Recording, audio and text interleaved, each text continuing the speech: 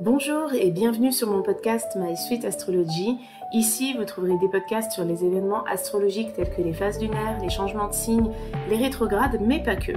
Ce podcast sera également orienté développement personnel car dans ma pratique de l'astrologie, bien que ce soit un outil qui aide aussi pour le prévisionnel ou encore pour les relations amoureuses, l'intérêt principal que je lui trouve, c'est le développement du potentiel, qui, une fois qu'il est sollicité de manière harmonieuse, fait que l'on attire à soi tout ce que l'on désire. J'espère vraiment que ce podcast vous plaira. Si c'est le cas, n'hésitez pas à le partager, à le noter, à laisser un commentaire. Je les lis tous, donc ça me ferait vraiment plaisir d'avoir vos retours. Je vous souhaite une belle écoute.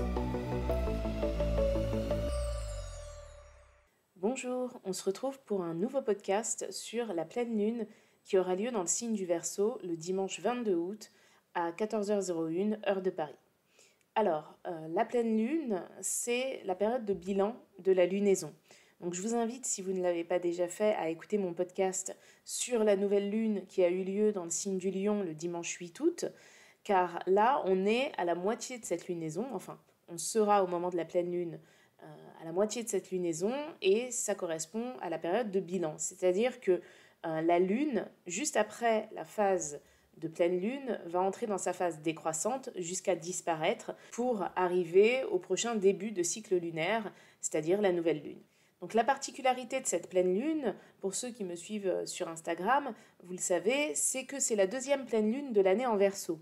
Alors comment ce phénomène est-il possible ? Eh bien la lune fait le tour du zodiaque en à peu près 28 jours et le soleil, lui, il reste environ 30 jours dans un signe puisqu'il parcourt à peu près 1 degré par jour. Et donc dans chaque signe, il y a 30 degrés. Donc forcément, si une pleine lune se produit à 1 degré d'un signe, eh bien, la pleine lune du mois suivant se produira dans le 29e degré. Donc, c'est ce qui s'est passé. Donc, c'est assez rare, mais ça arrive de temps en temps. Et donc, au mois de juillet, on a eu une pleine lune en Verseau. C'était le 24 juillet. Et là, on en a une seconde. C'est intéressant à expliquer parce que ça prouve vraiment qu'il ne suffit pas d'avoir le signe dans lequel va se produire la pleine lune pour la définir. Parce que c'est trop simpliste de procéder uniquement comme ça. La position des autres astres compte énormément. Et on voit quand même une grande différence entre la carte du 24 juillet, jour de la pleine lune en Verseau, qui a eu lieu à ce moment-là, et celle du 22 août, parce que déjà, chose majeure, Jupiter, qui est l'astre de l'expansion, était en Poisson durant la dernière pleine lune. Là, il se trouve en Verseau, qui plus est, conjoint à la Lune, donc déjà c'est un gros changement. Le mental était en Cancer au mois de juillet, tandis que là, pour la pleine lune du 22 août, il sera en Vierge, Mercure, conjoint à Mars, en Vierge, Mars qui était en Lion le mois dernier. Donc vous voyez, il y a plein d'astres qui ont changé de position, si ce n'est la Lune et le Soleil, qui se retrouvent toujours opposés dans les mêmes signes, mais pour le reste, ça ne crée pas du tout, mais alors pas du tout les mêmes aspects. Donc l'aspect principal, c'est vraiment que cette pleine lune, elle est conjointe à Jupiter. Donc bon, quand je parle de conjonction de la Lune à Jupiter, bien évidemment. Jupiter, c'est l'astre de l'expansion, c'est l'astre de l'exagération, c'est Zeus dans la mythologie, donc c'est vraiment celui qui est capable de tout, celui qui voit toujours plus grand, celui qui cherche l'abondance. Donc c'est une énergie qui vraiment amène à accélérer les choses, amène à aller de l'avant, et sans forcément trop réfléchir. C'est-à-dire que ce qui compte, c'est d'être dans l'abondance. Ce qui compte, c'est de découvrir. Ce qui compte, c'est d'aller toujours plus loin avec Jupiter. Donc il faut savoir que dans le système solaire, on a le Soleil qui est énorme, et on a Jupiter ensuite qui représente plus de 90% de la masse de toutes les autres planètes. Donc c'est une énergie qui est vraiment considérable. D'ailleurs, Jupiter, c'est une planète qu'on peut très bien apercevoir à l'œil nu. Donc si le temps nous le permet, on pourrait voir la Lune et Jupiter conjoints dimanche 22 août. Donc d'un point de vue personnel, cette position de Jupiter, elle va optimiser votre sensibilité. C'est-à-dire qu'on pourrait tous se sentir plus ou moins à fleur de peau. Alors bien évidemment, ça dépend aussi de notre signe astrologique, mais déjà pour toutes les personnes qui sont Cancer et Sagittaire, ça va les concerner directement. Les Verseaux, surtout ceux du 3e décan, sont bien évidemment concernés. Les Lions aussi. Le Taureau et le Scorpion qui sont au carré risquent d'avoir une fin de week-end qui sera quand même assez intensive. Mais cette fatigue, elle pourrait plus être émotionnelle que physique. Avec cette position de Jupiter, c'est plus l'aspect de sensibilité à ce qui est représenté par l'énergie Verseau qui va être affecté plutôt que les émotions en elles-mêmes. Je m'explique, c'est-à-dire que la lune en Verseau, on a tendance à dire parfois même que les personnes qui ont ce placement dans leur thème paraissent insensibles ou n'expriment pas leurs sentiments. Ou alors elles ont une forte tendance à les intellectualiser. Et là, ça risque d'être vraiment l'exagération du fait d'intellectualiser tout ce qui nous touche au travers de l'énergie Verseau. Donc l'énergie Verseau, c'est l'énergie des groupes, c'est l'énergie des causes, c'est l'énergie des projets, c'est aussi l'énergie de la technologie, du futur. Donc s'il y a des mouvements sociaux aux alentours du 22 août, eh bien il se pourrait que justement ça prenne une ampleur vraiment très forte parce que la Lune se rapproche de Jupiter dans ce signe et viendra marquer la moitié de cette lunaison qui a commencé en Lion. Alors je ne vais pas refaire un récap complet sur la nouvelle lune en Lion, hein, j'ai tout expliqué dans le podcast déjà, mais il faut savoir que le signe du Lion, c'est le signe royal aussi, c'est le signe de l'individualisme qui est opposé au signe du Verseau qui est le signe des groupes. Donc si vous voulez, cette lunaison, elle part quand même sur des questions qui sont personnelles. Alors là, je ne parle pas au niveau de l'État, etc., mais dans la vie de tout à chacun, c'était une nouvelle lune qui était quand même assez propice pour avancer sur un projet personnel. Donc cette pleine lune, elle intervient avec la lune dans le signe opposé.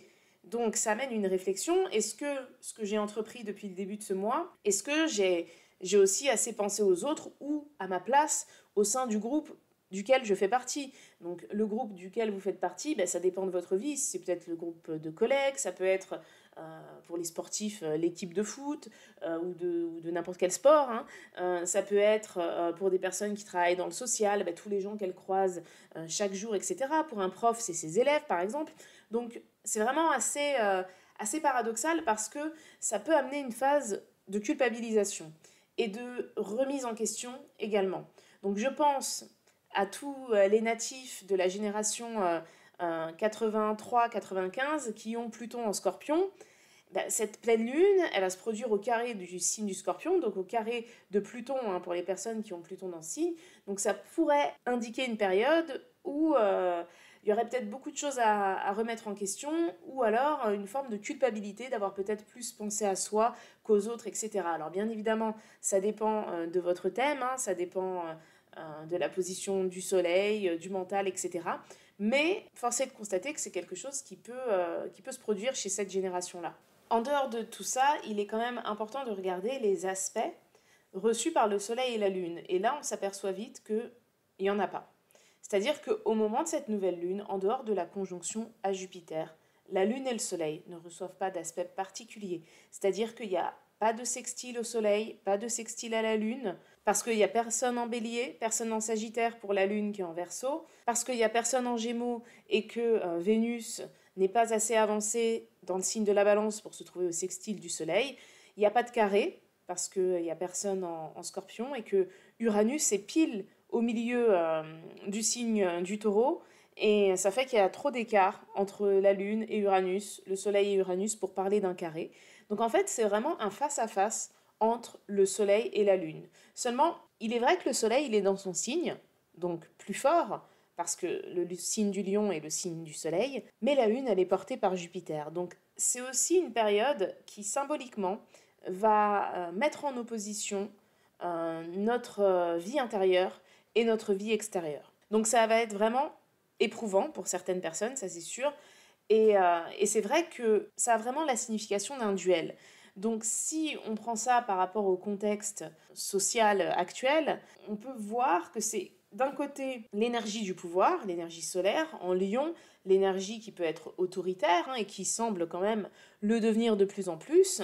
Et en face, on a la Lune, donc notre vie intérieure, qui se trouve dans le signe du peuple. Il ne faut pas oublier non plus que la Lune, c'est quand même rattaché au signe du Cancer, que le signe du Cancer, c'est la famille, mais je dirais même que c'est la patrie, en fait. Donc c'est relié à quelque chose de patriotique, quelque chose de fort qui unit les gens en un groupe. Donc le signe du Verseau est un signe qui représente les groupes. Et la Lune, qui est faible, hein, si je puis dire, face au Soleil qui est en Lion, eh bien là, elle ne l'est pas vraiment parce qu'elle est portée par Jupiter. C'est comme si Jupiter venait soutenir la Lune, si je puis dire. Donc, par rapport à ce que représente la symbolique du lion, donc c'est-à-dire le fait de diriger, le fait d'être très compétiteur aussi, le fait d'être un peu si je puis dire, m'as-tu vu aussi, le fait d'avoir de l'ego, le fait d'avoir un orgueil qui peut parfois être très fort, eh bien là, il y a Jupiter qui vient s'interposer entre le Soleil et la Lune, si je puis dire, au final,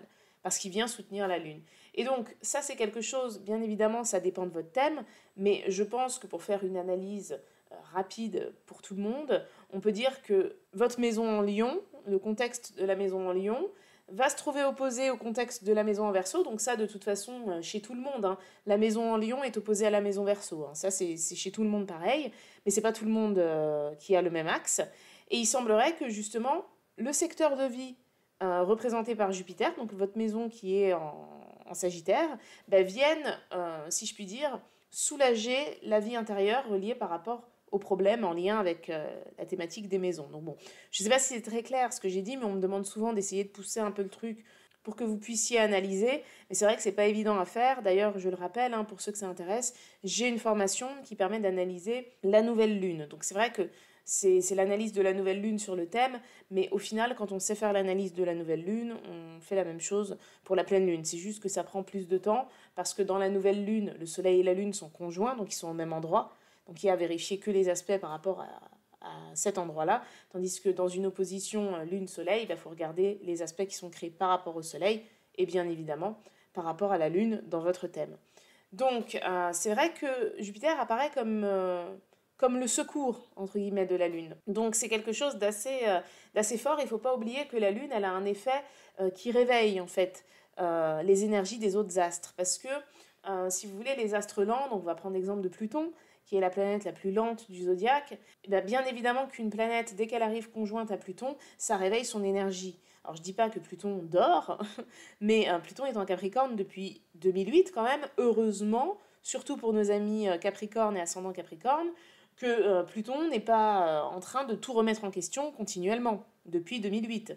Je rappelle quand même que quand Pluton va rentrer en Verseau, alors une première incursion en 2023, définitivement en 2024, ce sera pour 20 ans. Donc heureusement que pendant 20 ans, tous nos amis Verseau et ascendant Verseau ne vont pas remettre toute leur existence en question. Donc tout ça pour dire qu'en dehors de Jupiter, hein, vraiment, il n'y a pas d'aspect concrètement lié à cette nouvelle lune. Mais c'est intéressant de regarder les aspects des astres entre elles. Et on voit qu'il y a un beau triangle de Terre qui invite, je pense, à la raison. Parce que entre la bataille Lune en Verseau, Soleil en Lion, la Lune soutenue par Jupiter, j'ai l'impression qu'on est dans une bataille d'ego, en fait. Et une bataille qui peut même impliquer un certain égoïsme chez certaines personnes. Et je trouve que ce que l'on vit actuellement, en tout cas je parle pour la France, on est clairement dedans. C'est-à-dire qu'il y a la notion de groupe, il y a la notion individuelle. Moi, je me fais vacciner pour le groupe. Moi, je refuse de me faire vacciner, mais j'appartiens à un groupe qui ne veut pas se faire vacciner. Et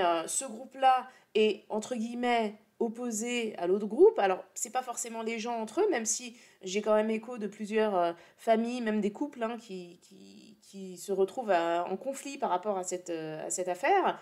Mais ce que je veux dire, c'est que c'est un peu la bataille des égos, cette pleine lune en fait.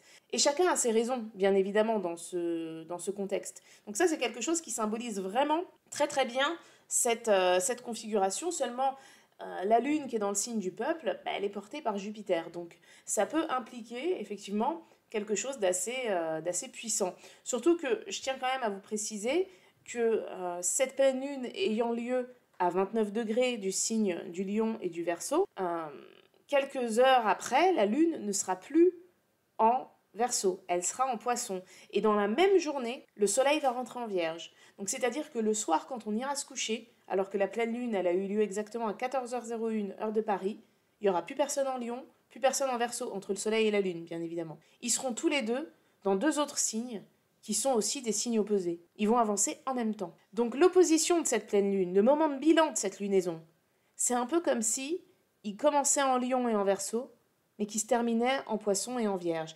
Et le signe des Poissons et le signe de la Vierge, qu'est-ce que c'est ?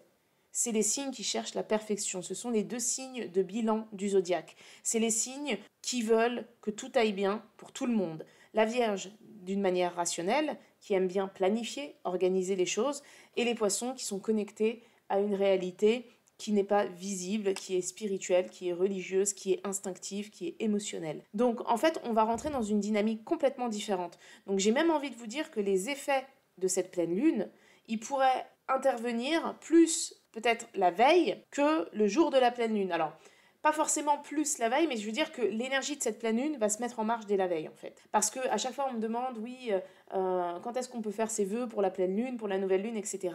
Bien évidemment, à chaque fois, la réponse, c'est on peut faire ça pendant 48 heures, pendant 2 jours. Oui, mais pourquoi on vous dit ça? Parce que la lune, elle reste 2 jours dans un signe. Seulement, comment ça se passe quand la pleine lune, elle a lieu au dernier degré, à 29 degrés 37 du signe du Verseau? Mais 3 heures après, la lune, elle n'est plus là. Donc, pour cette pleine lune, je pense qu'il faut anticiper les choses. Et le soleil et la lune, quand ils vont rentrer tous les deux en Vierge et en Poisson, ils vont se retrouver opposés. Alors, pas au degré près, bien évidemment, hein, dans le ciel ne va pas se former une nouvelle pleine lune. Hein.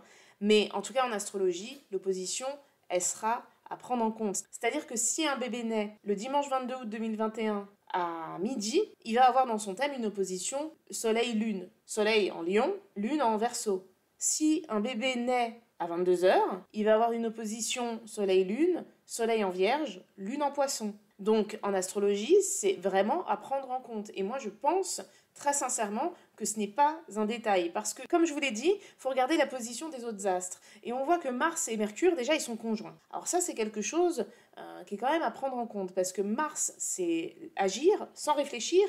Et Mercure, c'est parler, mais pas forcément agir. Tandis que là, les deux, ils seront d'accord. Ils seront d'accord dans le signe de la Vierge. Donc c'est un signe qui prend en compte bien évidemment les questions de santé, mais dans la vie de tout à chacun, qui poussera à agir en ayant réfléchi de manière beaucoup plus pragmatique, plus sérieuse et plus responsable. On voit que Uranus, qui est la planète du changement, et qui au passage est quand même la planète du Verseau, Verseau dans lequel se trouvent Jupiter, la Lune et Saturne, eh bien se trouve au trigone de Mars et de Mercure.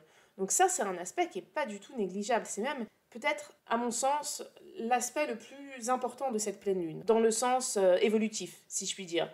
Parce que ça invite vraiment à réfléchir avant d'agir de manière vraiment pragmatique et ça prépare un peu le terrain pour le soleil qui va rentrer dans ce signe. Vraiment, c'est-à-dire que, ok, la bataille d'ego qui va avoir lieu en chacun d'entre nous, et puis dans chacun des groupes aussi, qui peuvent être confrontés à ce genre de situation à ce moment-là, ça va impliquer de réagir à l'instinct, parce que la Lune, c'est vrai que c'est l'émotionnel, mais là, la Lune, elle va être teintée de feu, elle va être conjointe à Jupiter. Jupiter, c'est un instinctif.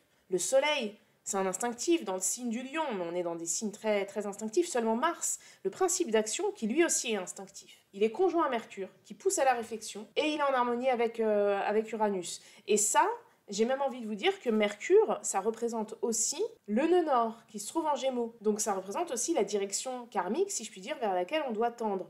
Donc ce moment de bilan qui se fait par rapport à cette lunaison qui a eu lieu le 8 août, dans le signe du Lion, lunaison au travers de laquelle on a probablement, pour beaucoup d'entre nous, pris un nouveau départ individuel, peut-être par rapport à sa famille, par rapport à son conjoint, par rapport à ses enfants, par rapport à un projet, à l'école, au travail, peu importe, eh bien, il va falloir être pragmatique. Si on oublie le pragmatisme et qu'on compte que sur l'instinct pour cette nouvelle lune, ça peut apporter vraiment des débordements. Et ces débordements, ils pourraient se mettre en place au moment où la lune arrive à la conjonction d'Uranus, c'est-à-dire de mémoire le 28 août, je crois. J'en ai parlé déjà dans l'ancien podcast. Autre aspect qui est favorable pour cette lunaison, c'est Vénus qui se trouve en Balance et Saturne qui se trouve en Verseau. Ils sont au trigone l'un de l'autre. Donc Vénus, elle est très forte parce qu'elle se trouve dans le signe de la Balance. J'ai fait un podcast sur le transit de Vénus en Balance, donc je vous invite vraiment à l'écouter si vous voulez plus d'informations sur ce transit planétaire.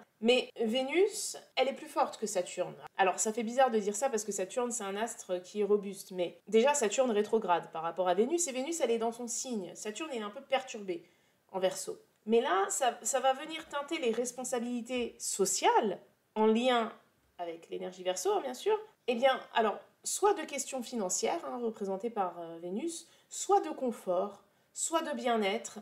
Donc c'est-à-dire que cet aspect-là, c'est pas un aspect qui pousse à être combatif, si vous voulez. C'est un aspect qui pousse à faire des choix sérieux par rapport à son confort ou à tout ce qui touche l'esprit vénusien. Donc ça peut être par amour, ça peut être par confort, ça peut être par rapport à sa situation financière, etc. Donc le duel entre la Lune et le Soleil, la Lune accompagnée de Jupiter, il faut savoir aussi que Jupiter, c'est un astre qui représente tout ce qui est théâtral. La Balance aussi, et donc Vénus en Balance représente tout ce qui est assez théâtral. Donc il y a peut-être l'idée quand même que ce qui se produise dans ce week-end, alors que ce soit, je sais pas, pour certaines personnes, un conflit dans le couple, un conflit familial, peu importe, mais il y a l'idée quand même d'en faire des caisses peut-être pour pas grand-chose. Et de surtout se donner un genre. Donc, au niveau politique, parce que je sais que j'ai plein de questions par rapport à ça, ça peut être une période où on va avoir l'impression d'être dans un film, quoi. Alors, je sais que certains vont me dire que ça fait un an et demi qu'on a l'impression d'être dans un film. Mais croyez-moi, il y a des moments propices à ça. Souvenez-vous, le discours de Macron, je sais plus, c'était le 12 juillet, je crois, avec la conjonction Mars-Vénus, il y avait quelque chose de très théâtral. Donc, on peut se retrouver face à une situation comme ça, sans dire que ce sera une allocution, pas forcément, mais il peut y avoir une situation qui peut-être même frôlerait l'absurde. Parce que cette pleine lune, elle va être dans l'exagération. Jupiter, il va venir amplifier tout le côté émotionnel de la lune et tout le côté relié à la sensibilité des causes sociales. Donc c'est pas la raison qui va parler, ça va être l'instinct et les émotions. Et c'est pour ça que la conjonction Mars-Mercure, c'est vraiment ce qui ramène à quelque chose de plus réaliste. C'est-à-dire que là, c'est pas une pleine lune qui est faite pour agir, et je pense qu'il va y avoir des actions mises en place, surtout la veille de cette pleine lune, pour beaucoup d'entre nous, de manière personnelle et de manière collective. Mais Mars conjoint à Mercure, ça invite quand même à être un peu plus stratège. Donc je pense que cette période de bilan, elle sera surtout bénéfique aux personnes qui préféreront être stratèges, plutôt que de foncer dans le tas. Donc, si je puis dire, il faudra peut-être se méfier des gens qu'on n'entendra pas à ce moment-là. D'un point de vue national, je parle. Et dans votre vie aussi, mais selon vos situations personnelles. Et on notera aussi, pour pas oublier, bien sûr, que la conjonction Mars-Mercure, elle est quand même opposée à Neptune. Et Neptune, c'est l'astre des Poissons, signe dans lequel la Lune va se retrouver pas très longtemps après cette pleine Lune. Et c'est un astre qui porte à la confusion quand même. Tout ça, ça veut quand même dire qu'il va falloir être vraiment concentré sur ses objectifs pour ne pas être influencé, pour ne pas être perdu dans le sens où on va pouvoir beaucoup douter et surtout ne pas se laisser aller à l'impulsivité. Donc voilà. Mais écoutez, j'ai terminé l'analyse de cette pleine lune. J'espère qu'elle vous a plu, j'espère qu'elle a été claire aussi. N'hésitez pas à poser vos questions sur YouTube et je vous dis à bientôt pour un prochain podcast.